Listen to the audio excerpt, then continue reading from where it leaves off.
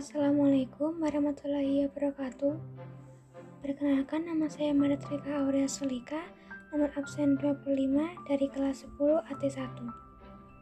Di sini, saya akan menjelaskan tentang materi masuknya bangsa Prancis ke Indonesia.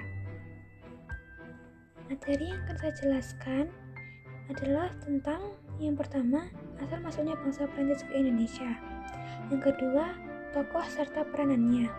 Yang ketiga, tujuan kedatangannya, dan yang keempat, dampaknya. Yang pertama adalah asal masuknya bangsa Prancis ke Indonesia. Bangsa Prancis pernah menjadi salah satu bangsa Eropa yang meninggalkan jejak peradabannya di Indonesia. Prancis pernah berkuasa di Indonesia selama 5 tahun, yakni dari tanggal 5 Januari 1808 hingga tanggal 18 September 1811. Pada tahun 1792 hingga 1802, di Eropa terjadi perang revolusioner Prancis yang melibatkan Austria, Rusia, Inggris, Belanda, dan Spanyol. Prancis mulai masuk ke Indonesia ketika Belanda masih menjajah Indonesia, dan VOC yang pada saat itu didirikan dan kemudian dibubarkan secara resmi pada tanggal 1 Januari.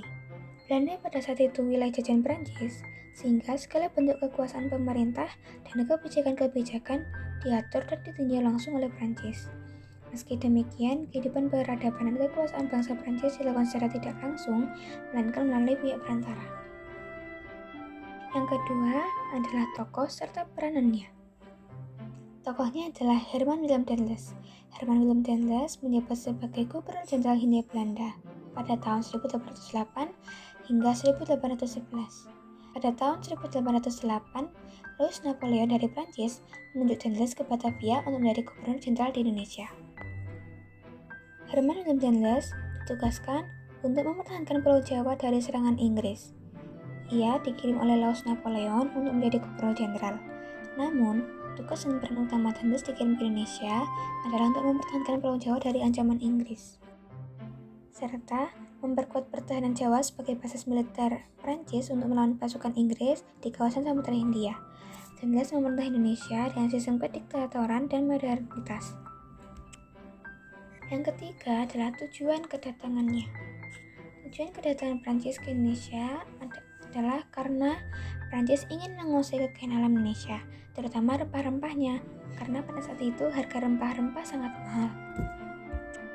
Yang keempat atau yang terakhir merupakan dampak positif serta negatifnya. Dampak positifnya adalah yang pertama, petani menjadi pemilik tanah, bukan lagi menjadi penyewa tanah. Yang kedua, mendapat kata-kata serapan baru dari negara-negara yang menjajah Indonesia. Yang ketiga, terdapat beberapa bangunan yang merupakan bentuk peninggalan dari negara-negara yang pernah menjajah Indonesia, berupa sarana dan prasarana seperti pabrik gula, jalan raya, benteng, dan lain-lain. Yang keempat, adanya reformasi dalam bidang pendidikan lokal yang disebabkan oleh adanya interaksi antara sarjana-sarjana Belanda yang tidak memiliki kepentingan dengan penjajahan. Dan yang kelima adalah meninggalkan peraturan perundang-undangan. Serta dampak negatifnya adalah yang pertama, mengakibatkan penderitaan psikis dan kesengsaraan fisik. Yang kedua, adanya pengambilan hak penduduk di Indonesia secara paksa. Yang ketiga, hilangnya harta benda dan jiwa akibat adanya paksaan untuk bekerja dan menyerahkan harta penduduk pada saat itu. Yang keempat, perampasan kekayaan sumber daya alam, terutama sumber daya alam yang berupa rempah-rempah. Dan yang kelima, munculnya kemerosotan dalam bidang sosial ekonomi, politik, dan lain-lain. Sekian penjelasan dari saya tentang masuknya bangsa Prancis ke Indonesia. Mohon maaf jika adalah salah saat saya menjelaskan. Wabillahi taufiq wal hidayah. Wassalamualaikum warahmatullahi wabarakatuh.